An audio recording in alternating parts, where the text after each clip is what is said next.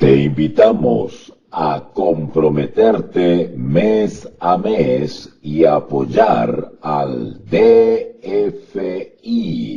Docencia Final Internacional. Tu donación es nuestro salario. Que Dios te bendiga. Amén y amén. Bueno, vamos al texto inmediatamente. Recuerden que la grabación de esta jornada, saludos a Kevin también que lo veo por ahí en Facebook. Recuerden que la grabación de esta jornada quedará grabada, tanto la versión en vivo como la editada, en el canal de YouTube Apostolado de Enseñanza. Canal de YouTube Apostolado de Enseñanza. Ahí voy a estar subiendo las clases de Corintio. ¿Ok? Ojo con eso. Las clases de Corintio, y también las voy a estar subiendo al canal de respaldo Docencia Final Internacional. Docencia Final Internacional. ¿Ok? Así que en esos dos canales va a estar esta clase de hoy. Así que para que estén atentos y puedan repasarla. Bueno, cuando hablamos de Corintios 11, habíamos quedado en el verso 17. Acuérdense que estuvimos hablando sobre el atavío de las mujeres, ¿se acuerdan? Cuando hablamos del famoso velo, el pelo, ¿verdad? Bueno, esa clase ya está disponible, pueden encontrarla en los canales, ¿ok? Y ahora nos toca ver, eh, intentaremos analizar del versículo 17 al 22, 1 Corintios capítulo 11, del versículo 17 al 22, ¿ya? Y esto es una problemática bastante seria que se estaba dando en las iglesias de Corintio, pero si me permiten contextualizar un poco, recuerden, y lo he dicho en reiteradas ocasiones, que la iglesia de Corintio tenía serios problemas, no solamente de relaciones interpersonales, sino que también tenía problemas espirituales debido a graves pecados que estaban predominando en la congregación, ¿no es cierto? Y que eso pues redundaba en un culto no agradable a la deidad, ¿verdad? También habían ciertos problemas personales entre grupos, entre familias, entre personas, entre hombres y mujeres, entre mujeres, y Pablo a todas les dirigió una amonestación, un consejo, una orientación, y que hemos estudiado en todas estas clases. También estaba sucediendo algo lamentable y que tenía que ver justamente con un rito, con el rito que instituyó el mismo Señor Jesús, ¿verdad? Cuando Él dice, haced esto en mi memoria. Es decir, los creyentes de los siglos posteriores deberían, de las generaciones posteriores, debían recordar la vida, pasión y muerte de Jesús de Nazaret, participando al unísono, unánime, de manera en comunión, ¿no es cierto?, entre creyentes, el rito de la cena del Señor, lo que se conoce más popularmente como la Santa Cena, ¿cierto? Santa Cena. Hay algunos que se oponen a esa descripción de Santa Cena. Yo no sé por qué. En realidad porque Santa dice de relación con un rito especial, exclusivo, un rito en el cual el creyente se prepara, lo espera, lo vive, ¿no es cierto? Un rito en el cual invita a la reflexión, a la introspección, ¿verdad? A la justificación. Es un rito en el cual nosotros dedicamos un tiempo a la contemplación especial, personal de la vida, al recordatorio, ¿cierto? Por eso Jesús dijo, haced esto en memoria de mí, ¿verdad? A analizar y devocionalmente el significado del rito de la cena. ¿vale? Y todo eso, por ese motivo, nosotros le llamamos tradicionalmente la Santa Cena, ¿verdad? Porque es es un rito en el cual es realizado, organizado y en el cual participan los santos, ¿no es cierto? Que son los miembros de la iglesia, los santos, los justos, la reunión de los justos, de los justificados, de los que están en la gracia. Por eso se hace llamar, nosotros le llamamos la Santa Cena, ¿verdad? Pues, es una cena, es un rito que no tiene características paganas, no es de naturaleza pagana, es un rito que es instituido por Dios mismo. Por eso se le llama santa, ¿ok? Ahora, bueno, si usted no entiende eso, todavía no lo entiende, no lo comprende, no lo asimila, pues bueno, no le diga Santa Cena, ¿verdad? Dígale la cena del Señor y ya está. Pero no tiene nada de malo, ni se condene, ni se critique a aquellos que le llaman Santa Cena. ¿Ok?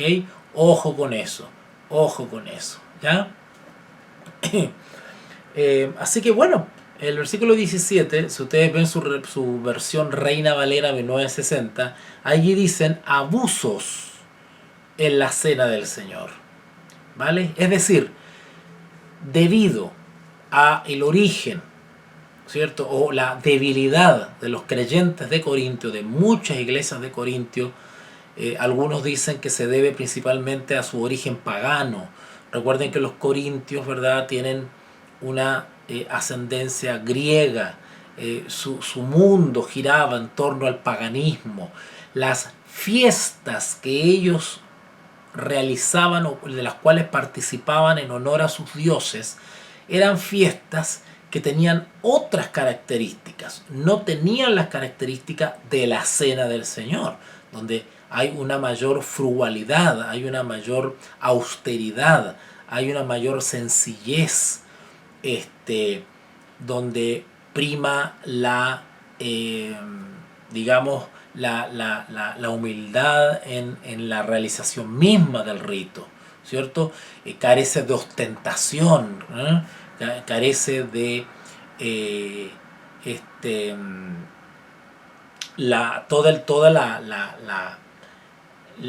el despliegue escénico del cual sí tenían las fiestas paganas, ¿no es cierto? Donde se hacían con excesos, con grandes fiestas, con grandes comilonas, con borracheras y otras cosas más que no son propias, ¿no es cierto?, del creyente en Jesús, ¿verdad?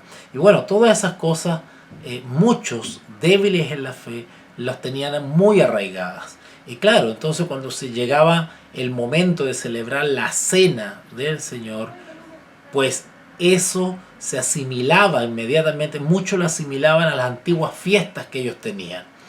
Y por ende, tanto varones como mujeres, pues celebraban de manera indebida, inexacta, exagerada, grotesca, irreverente la cena del Señor. Y es por eso que Pablo hace un llamado, un tironcito de oreja, ¿no es cierto? Y da consejos a las iglesias de Corintio en ese sentido. Vamos a leer. En la medida que vamos leyendo, vamos a ir comprendiendo en qué consisten y por qué da Pablo estos consejos. 1 Corintios 11 del 17 en adelante. 1 Corintios 11 del 17 en adelante. Dice así: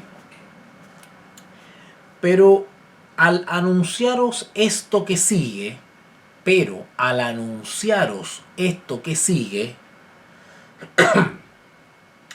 no os alabo. O sea, ustedes tienen cosas muy bonitas, tienen cosas muy buenas, han avanzado, ¿verdad? Ya han dado un paso importante al alejarse de la antigua vida pagana, ¿no es cierto? Pero hay cosas todavía que mejorar.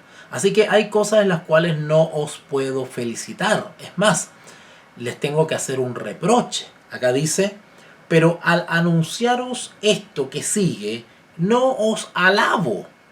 Pablo no podía alabar el proceder de los corintios en cuanto a la cena, porque estaban cayendo principalmente en la irreverencia y la naturaleza misma de su práctica se estaba saliendo de los cánones, por decirlo así. Se estaba saliendo de lo que es propio a un discípulo de Jesús, a una iglesia del Señor. ¿Vale? Pero el anunciaros esto que sigue, no os alabo, porque no os congregáis para lo mejor. ¿Vale? La palabra congregar, de la cual viene congregación, es lo mismo que reunión. Congregar o reunión, ¿cierto? O cuando dicen reuníos, congregaros, sino para lo peor. Cuando dice lo peor, Pablo está haciendo un énfasis con su palabra. Cuando dice lo peor, quiere decir que lo que los corintios suponían era la cena del Señor, no lo era. Y eso nos enseña para nuestros días, y recuerden que Pablo hablaba de que tenemos que tener en cuenta los errores cometidos, o las imprudencias, o las transgresiones, o las rebeldías, o la desobediencia, o las insubordinaciones que tuvieron nuestros antepasados, para que aprendamos de esas experiencias y no las repitamos hoy día. Lamentablemente hoy día sí se están repitiendo en muchas congregaciones cristianas los mismos errores del pasado y no se están corrigiendo. En otras palabras, ¿qué quiero decirles? Hoy en día muchos estilos de culto, muchos ritos y muchas tradiciones que se practican y se viven en congregaciones hoy en día no tienen nada que ver con lo que Cristo estableció en su palabra. ¿Vale? Incluso se han alejado hasta de la tradición misma, perdonen la redundancia, la tradición tradicional, hasta de esa se han alejado. Entonces hoy en día vemos ritos, prácticas, cultos, maneras de adoración que en realidad no rinden culto a Dios, no constituyen un culto a Dios, no son parte, no tienen nada que ver con los cultos cristianos, conductas en las reuniones de culto que distan mucho o simplemente son otra cosa a lo que Dios pide en su palabra. ¿Vale? Ahora, ¿eso cómo se corrige? Bueno, con educación, con formación, con arrepentimiento, con conocimiento de pecado. Y por eso deben haber maestros fieles que señalen, que indiquen, que enseñen. Y también deben haber líderes con pantalones bien puestos que estén dispuestos a hacer los cambios o las reformas necesarias. ¿Ok? Así que pues lo que simplemente y llanamente estaba sucediendo, porque para que Pablo diga no, porque no os congregáis para lo mejor, sino para lo peor. O sea, el rito de la cena del Señor que estaban realizando los corintios no era la cena del Señor propiamente indicada por Jesús. Era otra cosa. Y no solamente era otra cosa en cuanto a práctica misma, en cuanto a ritualidad, en cuanto a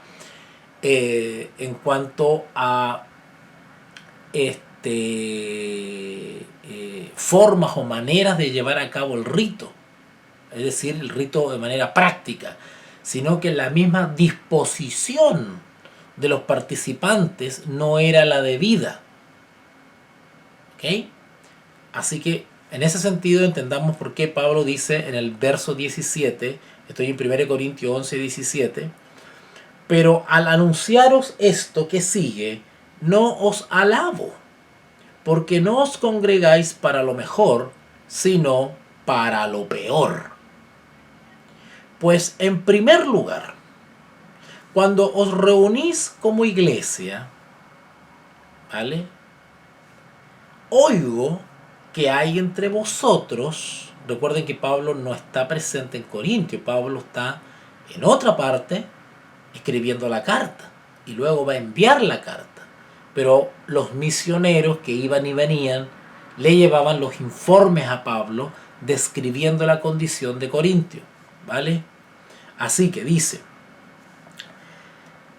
pues en primer lugar, cuando os reunís como iglesia, oigo que hay entre vosotros divisiones. Primer problema para realizar la cena del Señor. Las divisiones. La iglesia no estaba, la congregación de los santos, recuerden una cosa, la iglesia no es el edificio, la iglesia no son las sillas, la iglesia no es el púlpito, la iglesia no es el edificio, el recinto. La iglesia son las personas. Cuando cada integrante de la congregación, cada persona se va para su casa, la iglesia no está reunida. La iglesia existe en tanto y en cuanto, en su sentido visible, digamos, militante, la iglesia existe en la medida que los creyentes se reúnen colectivamente, en comunidad. Cuando dos o más se reúnen para dar culto, eso constituye una iglesia. Pero desde el punto de vista visible, cuando cada uno de los integrantes del culto se va para su casa, la iglesia ya no existe, desaparece, la iglesia visible no existe. ¿Vale? Pero ¿desaparece, deja de existir la iglesia? No, lo que queda es la iglesia invisible. ¿Vale? El creyente que está en Chillán, el creyente que está en Rancagua, el creyente que está en Iquique, el creyente que está en Santiago, el creyente que está en Antofagasta. Esos creyentes que aunque no se conocen entre sí, Dios sí los identifica y los reconoce. Esa es la iglesia invisible. Invisible en el sentido de que yo no conozco al que está en otro país o al que está en otra ciudad, no lo conozco personalmente, pero existen creyentes allá. Esa es la iglesia invisible, o lo que se conoce también como el cuerpo místico de Cristo. Pero también está la iglesia visible, y la iglesia visible no es la catedral, no es el edificio. La iglesia visible son los creyentes cuando se reúnen en persona, cuando se reúnen personalmente y forman una congregación. Eso es una iglesia visible. ¿Ok? Iglesia no es el edificio. Nosotros por tradición decimos vamos a la iglesia. No, cuando decimos vamos a la iglesia es vamos nosotros somos la iglesia. Pero por tradición nosotros asimilamos la iglesia al edificio, al lugar de reunión. Entonces uno dice vamos a la iglesia. ¿No es cierto? Ojo con eso. ¿Vale? Ok. Bueno, Pablo dice en el 18, 1 Corintios 11, 18, pues en primer lugar, cuando os reunís como iglesia, ¿verdad? Oigo que hay entre vosotros divisiones. Y en parte lo creo, dice Pablo. ¿Por qué dice en parte lo creo? A Pablo le llegó el informe que en la iglesia de Corintio habían divisiones, específicamente al momento de celebrar la cena del Señor. Y Pablo dice, en parte lo creo. Dice. Ahora, ¿por qué lo cree? Bueno, porque resulta que Pablo recibió un informe, no solamente que habían divisiones en la iglesia, sino que también habían otros problemas en la iglesia. Así que era como obvio que efectivamente eso iba a redundar en divisiones. Así que en parte lo creo. O sea, hay antecedentes para creer ese informe que es fidedigno. Hay divisiones. ¿Vale? Ok. El 19 dice, ¿por qué? Y ahora empieza con los motivos. Empieza a describir por qué hay divisiones en la iglesia. ¿Vale? Porque es preciso que entre vosotros, en la congregación, haya disensiones, para que se hagan manifiestos entre vosotros los que son aprobados. Es decir, Pablo no está condenando las divisiones en la iglesia. Usted me va a decir, ¿cómo? Qué más lindo es tener una congregación unida, ¿no es cierto? Unida en un mismo sentir. ¿Cómo que Pablo no condena las divisiones? Como que tiene un lado bueno las divisiones. Bueno, lo voy a explicar así. En atención al tiempo voy a explicarlo. Hoy en día hay una tendencia a condenar todo tipo de división o debate o discrepancia en las congregaciones. Y cada vez que hay una división, una discrepancia o una división, se tiende a creer que eso es malo, que le hace mal a la iglesia, ¿verdad? Pero fíjense que la división o la contención o el debate dentro de una congregación, fíjense que tiene un lado bueno. tiene un lado bueno. ¿Cuándo se justifica la división? Porque no toda división en la iglesia es mala. Cuidado con eso. Y eso lo enseña Pablo. ¿Okay? Hay líderes, pastores, dirigentes que se angustian y se entristecen mucho porque su iglesia a veces está dividida, ¿verdad? Hay personas que se levantan a dar sus opiniones, que no están de acuerdo con ciertas cosas. Y claro, eso causa incomodidad, causa una serie de situaciones que no son cómodas, ¿verdad? Pero hay que investigar por qué existe esa división, cuál es el motivo, cuál es la raíz de esa división. Porque quizás el motivo de la división es absolutamente válido. No siempre debemos esperar que una congregación esté de acuerdo en todo. Cuidado. O sea, ¿puede estar de acuerdo en todo? Sí, pero en lo correcto. Una congregación de 20 personas, 100 personas, 10.000 personas, ¿pueden estar todos de acuerdo al unánime? Sí, es posible. Y amén por eso, y qué rico, qué bueno, ojalá fuese así. Pero hay que estar unidos en la verdad, hay que estar unidos en lo correcto.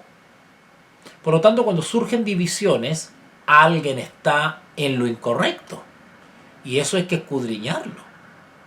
Puede ser que una minoría se haya dado cuenta de cierto proceder que es incorrecto y por eso que está protestando o está alzando la voz o está discrepando o está dando a conocer su inconformidad, y eso hay que investigarlo. Porque si esa minoría o esa persona está protestando en la congregación debido a tal o cual situación, el deber del liderazgo es investigar qué está sucediendo. No vaya a ser que esa minoría tenga la razón y esté señalando una situación que está en contra de los preceptos de Jehová. Ojo con eso. Como también puede suceder que una gran mayoría se haya deslizado hacia acciones que no están aprobadas por Dios en su palabra. Todo eso tiene que investigarse. Así que hay divisiones que son buenas, incluso son necesarias y de hecho son señal de algo. Así que más me preocuparía yo cuando todos están de acuerdo,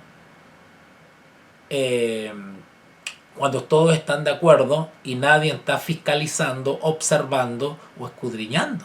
Es bueno, porque hay personas dentro de la congregación que tienen un discernimiento, tienen una capacidad de ver los detalles, ¿no es cierto?, de fijarse en ciertas cosas, ¿no es cierto?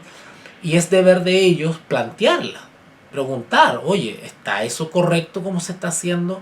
¿Está conforme a la palabra de Dios lo que están diciendo o haciendo? ¿Verdad? Y eso tiene que ser corregido. Si algo no está conforme a los preceptos de la palabra de Dios, debe ser corregido. Cuando ese tipo de situaciones no se corrigen, no se investigan, no se aclaran, ocurren las divisiones insalvables. Y ahí es cuando se parten las congregaciones. ¿Se dan cuenta? Se forman, se destruyen las congregaciones. ¿Vale? ¿Por qué les digo esto? Porque Pablo dice en el 19 lo siguiente: ¿por qué es preciso que entre vosotros haya disensiones? O sea, es necesario. ¿Por qué es necesario? Porque cuando hay divisiones se ve claramente quién está de parte de Dios y quién no.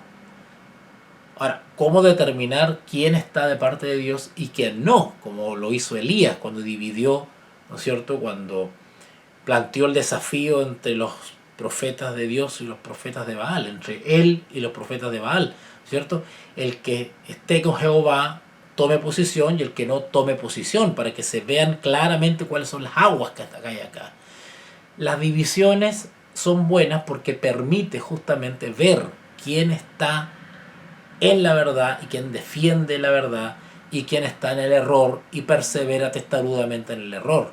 ¿Okay? ¿Cómo determinamos eso? Con la palabra. Este es nuestro filtro, esta es nuestra lupa. Por acá pasa. Si cierta tradición, si cierta enseñanza, si cierta práctica no pasa por este filtro, debe ser abandonado, debe ser desechado y las posiciones hay que cambiarlas. Así hay que hacerlo. ¿Okay? Entonces el 19 dice, porque es preciso que entre vosotros haya disensiones, para que se hagan manifiestos, o se revelen, o se pongan o se haga patente, entre vosotros los que son aprobados. Los que son aprobados quiere decir los que están actuando correctamente. Versículo 20. Cuando pues os reunís vosotros, recuerden que el contexto es la cena del Señor. Porque cuando pues os reunís, el 20, esto no es para comer la cena del Señor. Las reuniones que estaban realizando los corintios supuestamente para celebrar u observar o contemplar o vivir la cena del Señor era algo distinto a lo que se había establecido por el Señor. Estaban haciendo algo totalmente alejado. Se había perdido la originalidad, por decirlo así, el propósito, incluso la disposición, el espíritu de la cena del Señor se había perdido. Repito el 20, porque al comer, cada uno se adelanta a tomar su propia cena, y uno tiene hambre y otro se embriaga. Voy a resumir este versículo. Resulta que los corintios no estaban guardando los parámetros establecidos para celebrar la cena del Señor. Y lo que estaban haciendo en el fondo era a realizar cenas al estilo pagano. Eso es lo que estaban haciendo. ¿Verdad?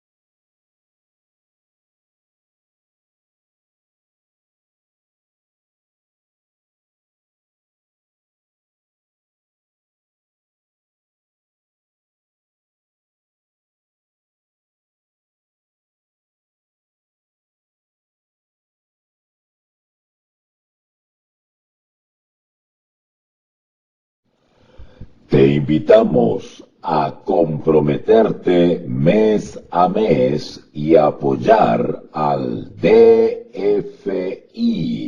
Docencia Final Internacional. Tu donación es nuestro salario. Que Dios te bendiga.